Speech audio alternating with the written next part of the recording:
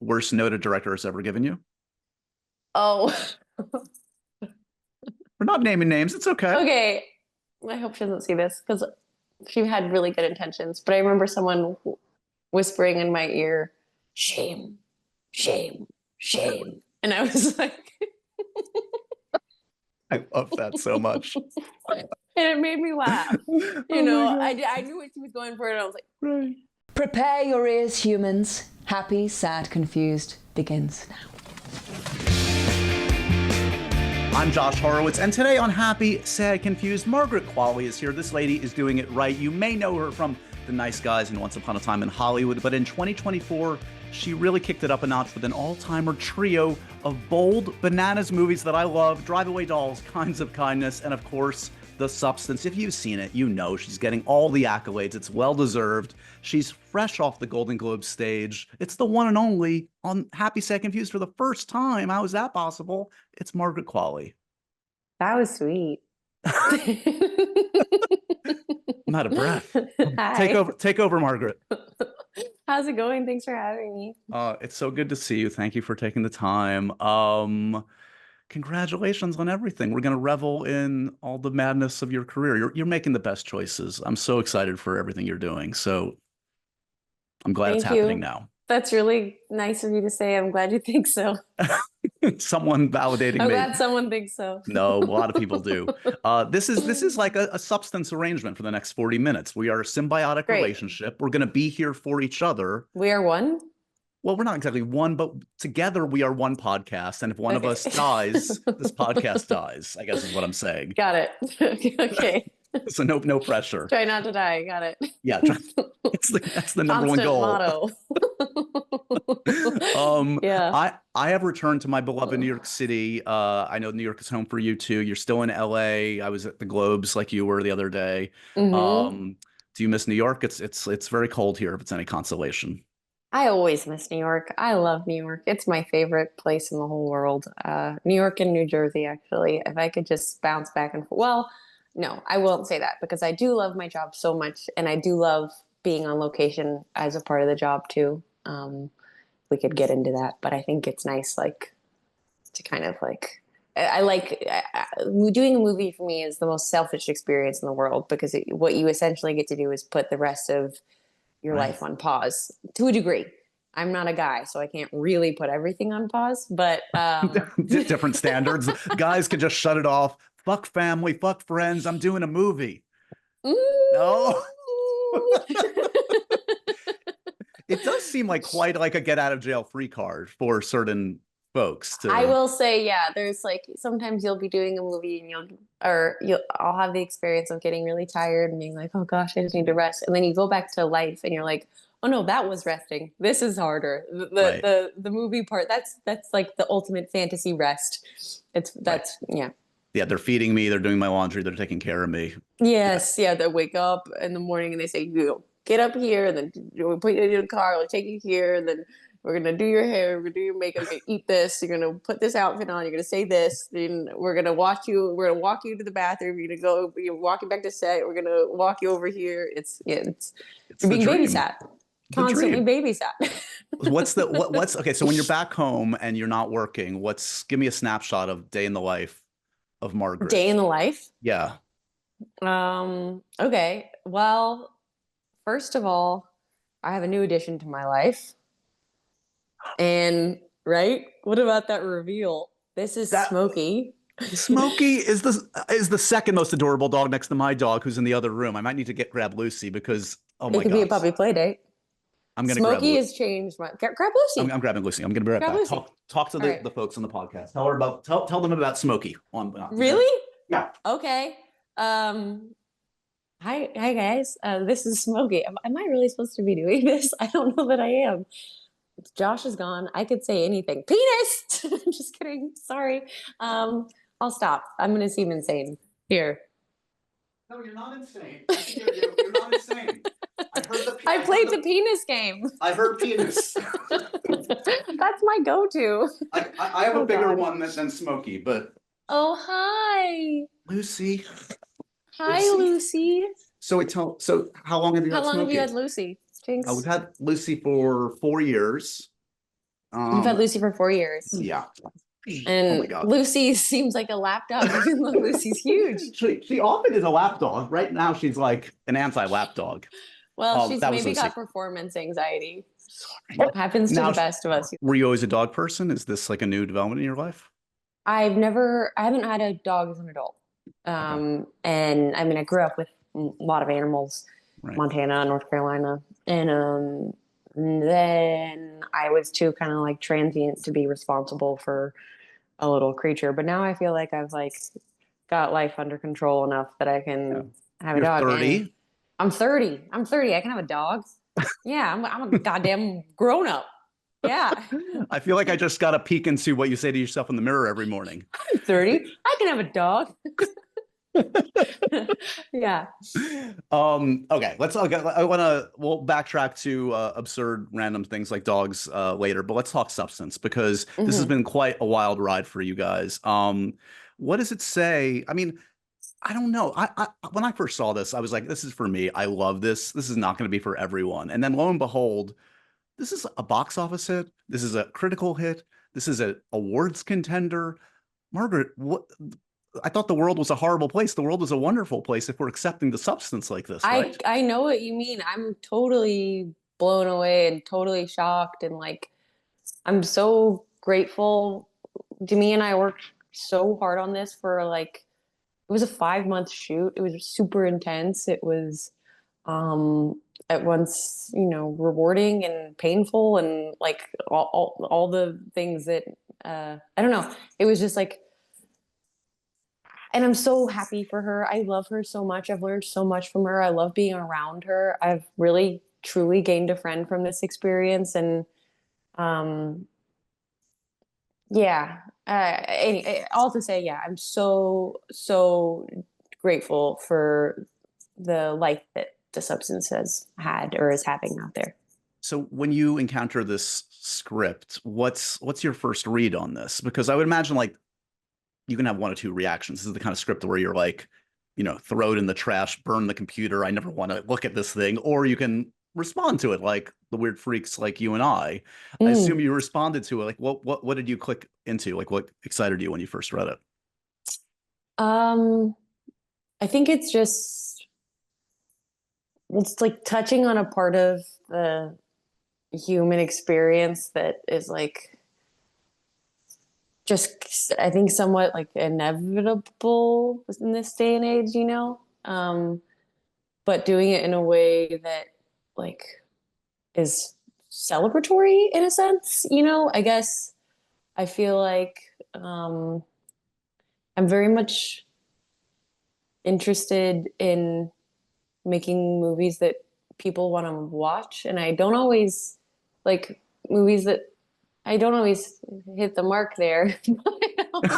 But I guess what I mean is like I wanted to watch this movie. When I read it, I wanted to see that movie and I wanted to tell that story. I wanted to Right.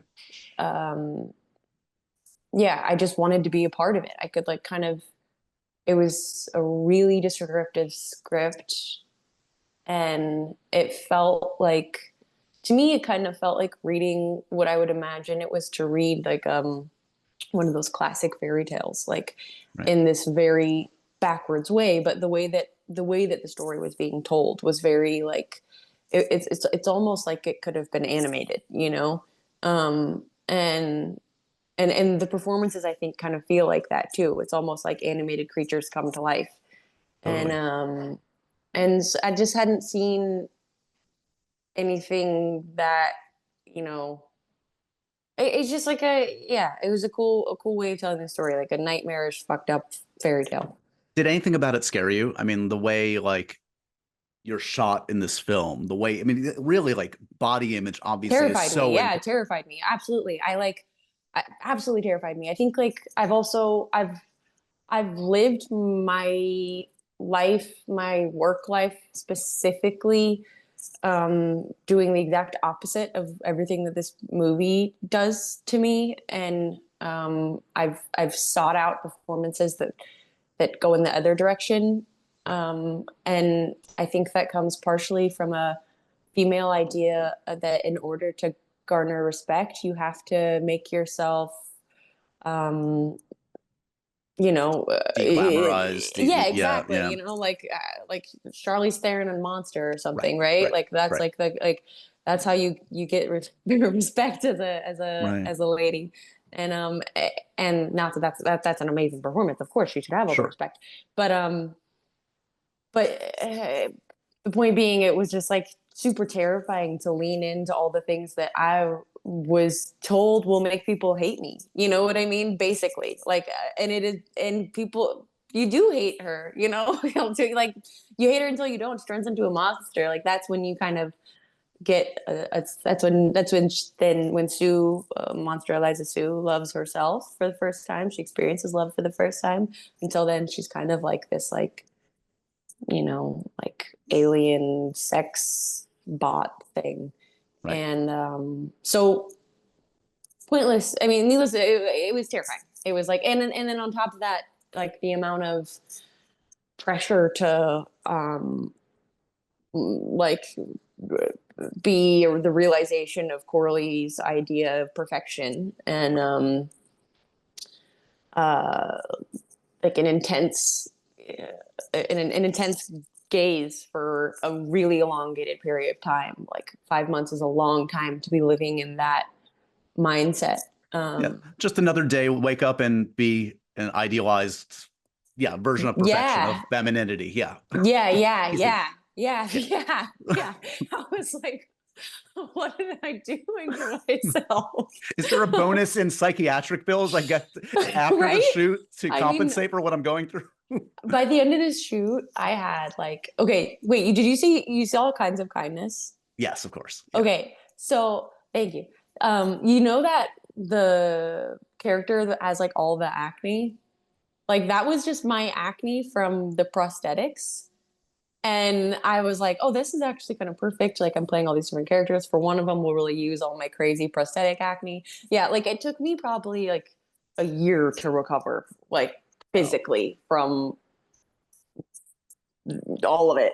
Like at the end, when they're shooting up my skirt at the end or in the beginning credits, when it's like the palm trees all around and they have like all these long legs from the bottom, that's just because my face was so fucked up by that time that they couldn't like shoot my face anymore. Here's your perfect lady, guys. Ready for my close-up. Yeah, I was like covered with like this is what you wanted, right? This is what you did to me, Hollywood. I know. I love on your Instagram, you posted a fair amount of amazing prosthetic photos. Like it seems like you really reveled. Did all your friends and family enjoy the series of photos you must have sent during production? That and like the FaceTimes. Like, you're waiting around on the set and like FaceTime surprise with Monstro prosthetics is kind of entertaining. Glorious. Well, the temperatures certainly have dropped, haven't they? But the good news is you can stay warm and cozy with a sponsor like Quince in your life. I love this brand. They have kept me warm and cozy through this season, and they can do the same for you. Because when it comes to winter, it's like survival of the fittest out there, and I'm willing to do or buy whatever I can to stay cozy. And with Quince, you can treat yourself to true quality at an affordable price. They're super soft fleece sweatpants, I guarantee, are a major upgrade to whatever you're lounging in right now. I recently got my wife a beautiful sweater blazer that keeps her warm, but also she can dress up or dress down depending on the occasion. It's fantastic. So luxuriate in coziness without the luxury price tag. Go to quince.com/happysadco for 365-day returns plus free shipping on your order. That's quince.com/happysadco to get free shipping and 365-day returns. Quince.com/happysadco.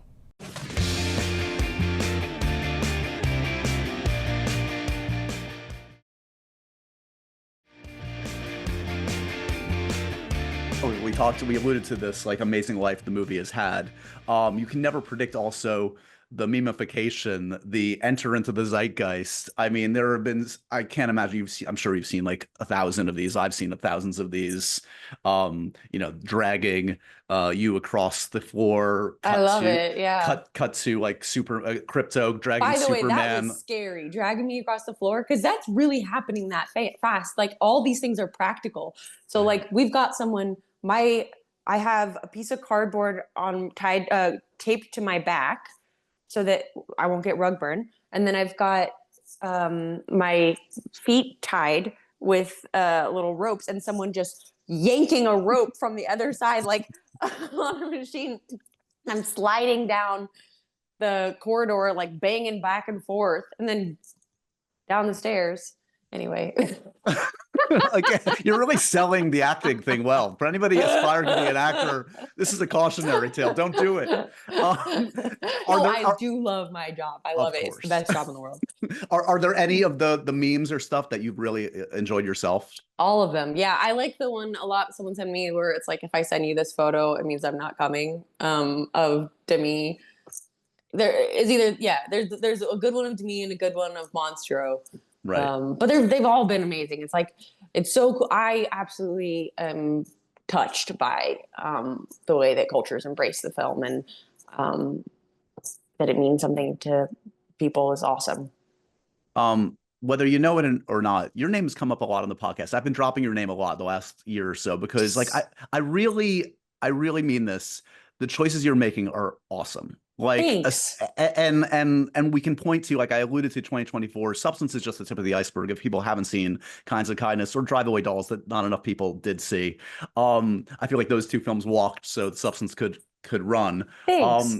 But they allude to a very cool sensibility. Like, I don't know what the directive you're giving Team Qualley is. Is it like, give me the thing you think is too weird for me, I want to read it?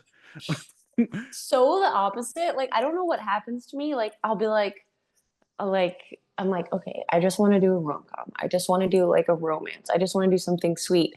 And then like the next movie I'm doing is Victorian Psycho. I'm reteaming with Zach Wiggin. I'm like a serial killer. Like, I don't know why. I keep saying it, and then I'm like, ooh, this.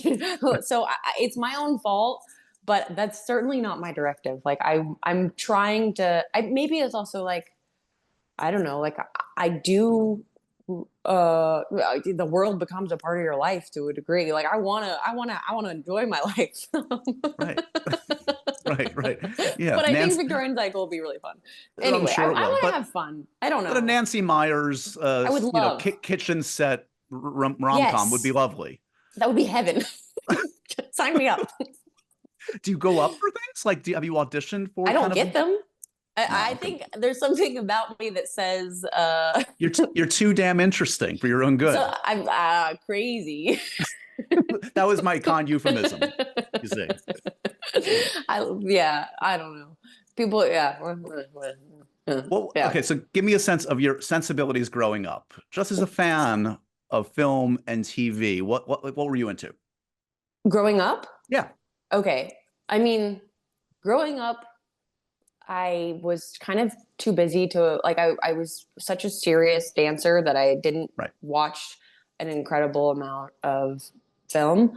I would love the TV show Friday Night Lights, and me and my girlfriends would watch it every Friday together religiously. And I think that life is so magical for so many reasons, but like, I do think that you plant seeds and they bloom. And, my first job was The Leftovers, which was like Pete Berg, related of course, to Friday Night Lights with Pete Berg. Yeah, I auditioned for him, and it was the only TV show I'd ever watched, really. And so it was amazing. Like I knew his sensibility really well.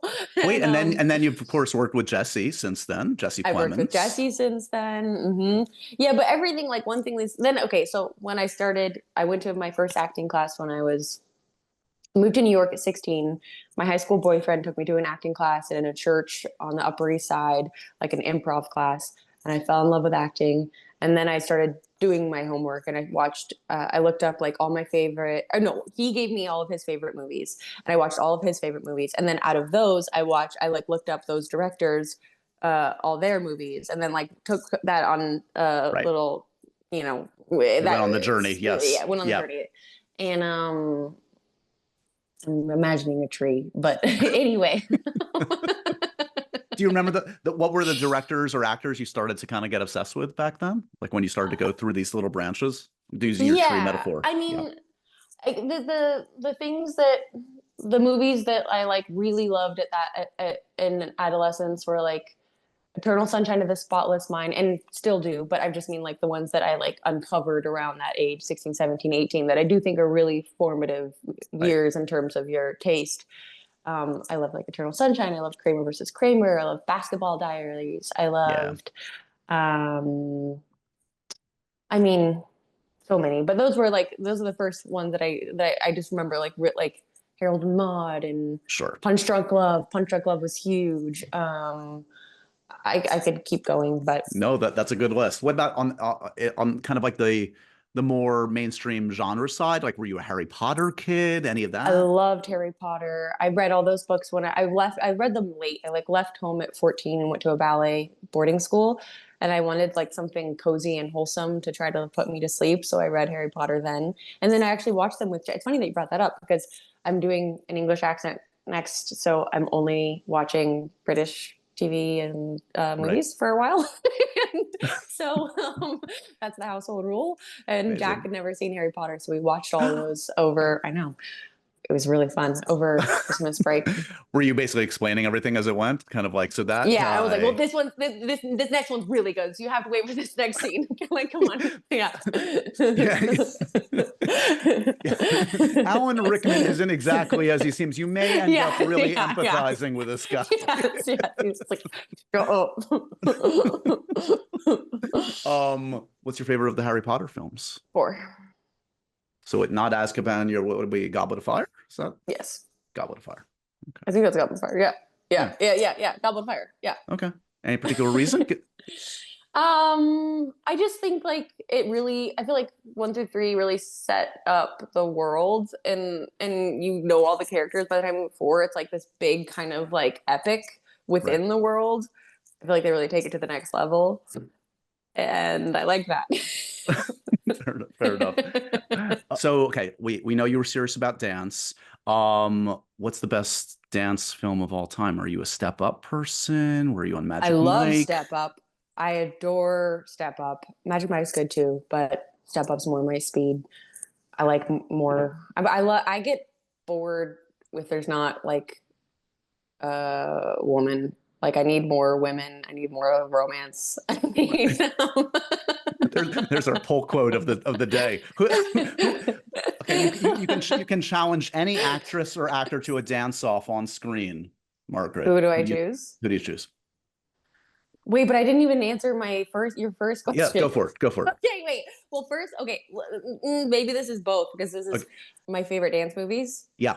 Okay, I've got a couple. Oh, I've got a lot, but Move Sing is actually one of my favorites. That there's like this incredible dance sequence that Denis Lavant, am I saying that right, does in it, and he's like one of the best dancers in the world. He's this French actor, dancer, like clown, he's the same guy that dances at the end of Beau Travail, Claire Denis' film. Got it. And I'm obsessed with him. I'm obsessed with his physical work. He's a huge inspiration for me. But then like on the other side of things, if we're going more like American vibes, Center Stage was very formative to me. And get this, I used to watch that movie all the time. I used to watch all the dance movies in the back of a minivan on the way to dance competitions on the weekends. I would like drive in my dance teacher's minivan, and me and her daughter would watch dance movies on the way to these competitions in North and South Carolina. And so, it's Flashdance, it's Center Stage, it's Step Up, it's, Grease, all those kinds of movies. And, but Center Stage was certainly on the Rolodex and one I watched a million times. And then I auditioned for North Carolina School of the Arts to go off to do ballet at this boarding school. And the year that I auditioned was when Ethan Stiefel became dean of the school and then taught my audition class. And I was like, he's the guy that rides the motorcycle, but he's like the bad boy.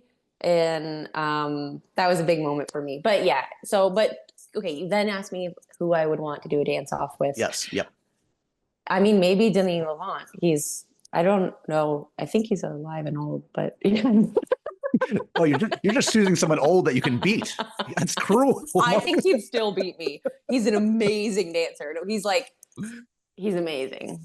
Do you remember early on, obviously like you're a second generation actor, we know that, like you've been to premieres when you were a kid. I actually looked up on Getty the oldest photos I can find of you, and I found you at I have like a really short haircut, and I'm like, well, the more important thing is what premiere I saw you at. You were at the Breaking Dawn premiere. Were you a Twilight kid? I wasn't at a Breaking Dawn premiere. You were. There's photographic evidence. Really? Yeah.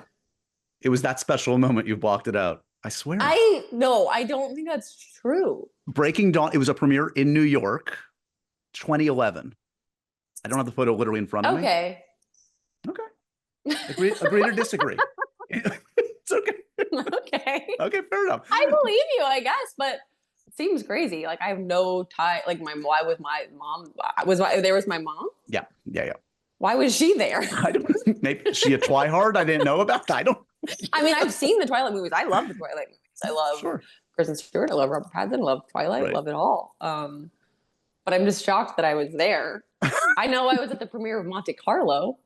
Oh, was that Emma? Who was in that? That was my mom and Selena Gomez. Selena Gomez. That's who I was thinking. Oh, your mom, of course. Yeah. So, okay, talk to me about this. I've had a run of like these great second generation actors, like John David Washington, Jack. That's a nice way of putting it. What? Second generation? Yeah. What's the bad way? Kidding, I'm not going to use the whatever. You can call me a nepo baby. You nepo baby. No, yeah. But no. I mean, my point is, I've talked to a lot that have these great heads on their shoulders that have all like have a good attitude about it and are very much aware when they went into auditions early on. Lily Rose Depp just did the podcast of like when you walk into a room, there are expectations, and you must feel that early on. You must in recent years felt that turning point where it kind of went from walking in with an expectation of who you were based on your parents versus who you are based on who you are. Did that happen at like a discernible period in your acting career that you can pinpoint, or has it been kind of a slow evolution, or what? I'm not sure. I guess like I always have.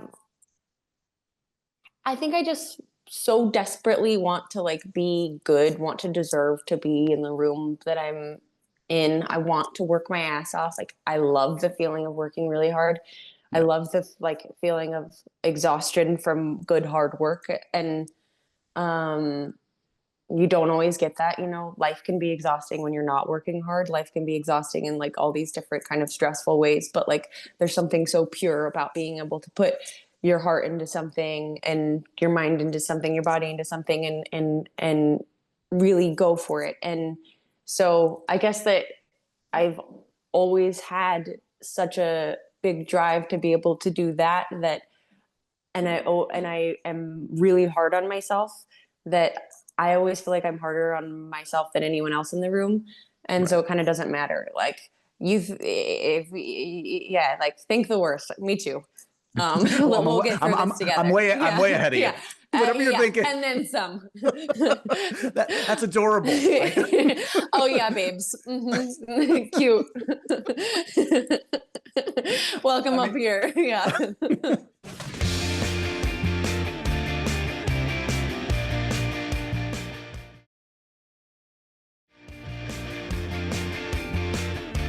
One turning point has to be, I mean, I feel like I only talk to the young stars of Once Upon a Time in Hollywood nowadays because, like, how crazy is that, right? It's crazy to look. It's only 5 years. Quentin's got quite the eye. Yeah, or maybe I don't know what came first, the chicken or the egg? Like, is it? Did he see Did he see Mikey Madison and Sydney Sweeney and Austin Butler and think these are going to be big movie stars? Or did he put them in his movie and then they became like big movie stars? A little bit of both. I mean, are you surprised? Are you surprised at the trajectory of any of them? Any of them in particular? No, not at all. Not at all. Not at all. Yeah. No, I think like they're all insanely talented and cool. Yeah. Do you find that you're gravitating? We talked about kind of the scripts you're gravitating towards, whether you know it or not, whether the universe is pulling you towards the weird, even if you're saying don't want the weird. Yeah. What about director wise? Because again, you're kind of collecting all the cool kids. Well, no, I mean, yeah, actually. Accept it. Which way do I go No. here? Humble or true? Yeah. No, because I could give it up to the directors because the directors are amazing. So yeah, you're right. Yes. I'm really lucky. I guess I just want to feel safe, and like I want to really trust the director. So if I can work with someone that I know knows better than me, it's a very good feeling, because Right. I am hard on myself. I will keep myself up all night thinking about coulda, woulda, shoulda, and how to do right, and blah blah blah blah blah. But if I've got someone steering the ship that I know is incredibly capable, then those voices get a bit quieter, and my life gets better. Right. So I actually had Billy Eichner on the other day. He mentioned that you've seen apparently you're second in I have. the trilogy, as it were, from Oh, Ethan yeah. and Trisha. So Yeah. how is Honey Don't? Give me your I love it. Yeah. I love it. Well, I adore Ethan and Trish. Talking of like capable steering of ship, their set's the most fun. It's like it's a vibe, you just want to be there. And they're such great people. I love them as humans. I love them as artists. And, I think he would they both like scoff at even hearing me say the word artist. They're just making fun of everything that they do, everything that I do, everything that we do as humans. And that's what I love about them. And absolutely brilliant. And I'm really excited about the movie. And You could probably describe some of those adjectives to Richard Linklater, who's kind of like the chillest, low key, brilliant filmmaker we have. It's just sort of like he's a vibe. Richard he's Linklater. a vibe. Totally. Talk about movies that I, grew up loving. The Sunset trilogy, and then Boyhood was super huge for me because I'm the same age as the guy in Boyhood. And so as he's aging in the world, those were the same things, markers that were happening in the world while I was in 7th grade, when my parents were getting divorced at the same age that his parents were getting a divorce. And it was like so surreal for me to watch that movie. And I actually saw one of my dear friends, Phil Ettinger, was in First Reformed. He's the guy that killed himself in First Reformed, and not in real life. And love you, Phil. And sorry. And I saw Ethan Hawke at that premiere, and was just so starstruck, and told him how much I loved him, and ran away. And then cut to 10 years later, I got to do a movie with him and Richard Linklater, and it was just like, well, okay, that's amazing. That's okay. Life is real. What? You're manifesting things left and right. I know a lot of people are excited for you, maybe not as excited as you are for yourself that you did Happy Gilmore 2. Congratulations. I am. Yeah. That's the best thing that's ever happened to me. I brought it's the best thing that's ever happened to me. I brought my dad to the Golden Globes.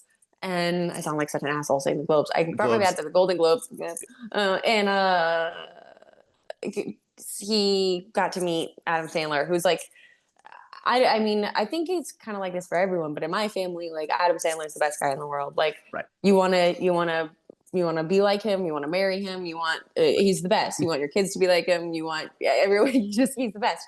So also my dad's from Wisconsin, so there's like the Chris Farley affinity. And anyway, my dad met Sandler, and my dad goes, I can't even talk to you, man. I can't even talk to you. It was like the cutest thing I've ever seen. Amazing. And Adam's one of those guys that is exactly who you want him to be. He's just that guy. Yeah, he's the best. I feel like my whole life and press has just become talking about Adam Sandler, and I don't mind it. Yeah, why not? Yeah. At what point did you confess to him that Jack had lied on your behalf? Or was there a point where you said, actually, I don't know how to golf? By the way, I can't golf. Luckily, it wasn't I wasn't like it wasn't a huge. I do golf in the film, not to give away anything, but it wasn't like a. I don't think. I'll just shut up. I just won't even. I'll just move on. I admitted that pretty quickly because I didn't want to get myself into hot water. I admitted it before I showed up, and I took lots of lessons. I'm still bad, but I did try. Good for you. She's always willing to go for it. What can we manifest in our closing moments for you, Margaret? Okay, so what filmmaker you want to work with, actor you want to work with? We talked a little bit about kind of the more of a rom-com kind of thing, perhaps. But let's secret some stuff into the universe. What do we want? Okay. Let's secret some stuff into the universe. Well, I want to choose this right. Yeah, you don't want to waste your wish, your happy, sad, confused, magical wish. I don't know. I want to do like, to be honest, what I really want to do is like a big love story, and like, I mean, who doesn't want like you want like the Notebooky kind of thing. You want like one of those like epic love stories. I want one of those. Yeah, okay. A little La La Land, Notebooky vibe. A little, yeah. Okay. Yeah. Someone like Margaret kiss in the rain. Yeah. To like a sweeping I want to score. kiss in the rain. Yeah. That's all. That's all. I'll do that one. I think the rest I can manifest in my journal. And like, I don't have to work too hard on getting like, the sociopaths, the ones you got that locked down. They go crazy or whatever. Like those, I feel like if I'm those, I don't know. I'll manifest some sweet good stuff. Yeah, if you need a gig, just like give me psychopath number 3. I'm ready. Yeah. Okay. Happy, sad, confused, profoundly random questions to round it out. I think I know the answer to the first one. Dogs or cats? Dogs. What do you collect, if anything? Dreams. No. You almost sold me. You almost had me. What do I collect? Wow. I don't know that I collect. I'm kind of getting rid of things all the time. I might not collect anything. That's good. I used to collect rocks, but what kid didn't collect rocks? And I used to I used to lug them around from one apartment to the next. And then I just poured them all in Washington Square Park. A happy ending. I don't know if you're a gamer. Do you have a favorite video game of all time? I do not, but I'm in a video game. I'm in Death Stranding, great so I'll say Hideo Kojima. Yeah, I mean, come on, love him. Brilliant. Get a lot of gamer cred by working with that guy. Come on. I couldn't play the game, but I could tell you, I could read you the instructions. Did you never played it after you were in it? I haven't played the game. I don't have the brain for that. Okay. But that's like gonna let people down probably. So yeah. No, it's fine. Okay. What's the wallpaper on your phone? A photo of Jack holding Smokey. There you go. Yeah. Worst note a director has ever given you? What's not helpful? What's been the moment where you're like, I think like, we're not naming names. It's okay. Okay. I hope she doesn't see this because she had really good intentions. But I remember someone whispering in my ear, shame, shame, shame. And I was like, I love that so much. And it made me laugh. I knew what she was going for, and I was like, right. But it made me laugh. And again, you're like, I hear that in my ear anyway. I don't need you to say it. I feel that. Yeah. I got you, babe. Yep, lots of it, all over. Got you beat. And then I promise this is it. Actor who makes you happy. Happy, second views. Actor that makes you happy. Adam Sandler. Yeah, that's a correct answer. Okay. A movie that makes you sad. Old Yeller. Wow, old school. Okay. How old are you, Margaret? Have you ever cried harder in a movie than Old Yeller? I don't know if I've ever seen it. I know it's supposed to make you cry. Yeah, now that I'm a dog owner, I definitely won't. I don't need that. I'm not going to watch that. Prepare to be destroyed. But dogs dying in a movie really gets me. Like when the dog dies in I Am Legend, I can cry just thinking about it. Take a moment. No. Shame. And a food shame. And a food that makes you confused. A food that makes me confused. You don't get it. Why do people eat that? Why is that even on a menu? Oh. I was like, I don't know. I guess pomegranates are kind of hard to open. Yeah, the physical act of eating them is hard. No, I mean you can take it that way. A food that makes me confused. Any kind of like weird fusion. Okay. Yeah, just be. I don't want Be one thing Mexican or the other. sushi. You don't Mexican. You know? I don't need guacamole on my raw fish. No, no, I get it. That makes sense. You aced it. Okay. Congratulations on surviving your first Happy Sad Confused. It's been long overdue. Congratulations, honestly. You know I'm a fan, and you just killed it in this movie. Thank you. Thanks for having me. Everybody, if you haven't seen The Substance by now, check it out. What are you doing with your lives? And I'll see you soon at another silly award show, hopefully. And I look forward to it. Thank you, Margaret. I appreciate you. Go give your dog extra love. I know I tortured her in the interest of No, it was really fame. cute. She's holding her up. She was not in the mood. Lucy's usually much more chill. Wait, Smokey, you can say goodbye. Oh, Smokey. Goodbye. When you're back in New York, I'm going to introduce Lucy to Smokey one of these days. We'll see if they get along. That sounds good. Thank you, Josh. And so ends another edition of Happy, Sad, Confused. Remember to review, rate, and subscribe to this show on iTunes or wherever you get your podcasts. I'm a big podcast person. I'm Daisy Ridley, and I definitely wasn't pressured to do this by Josh.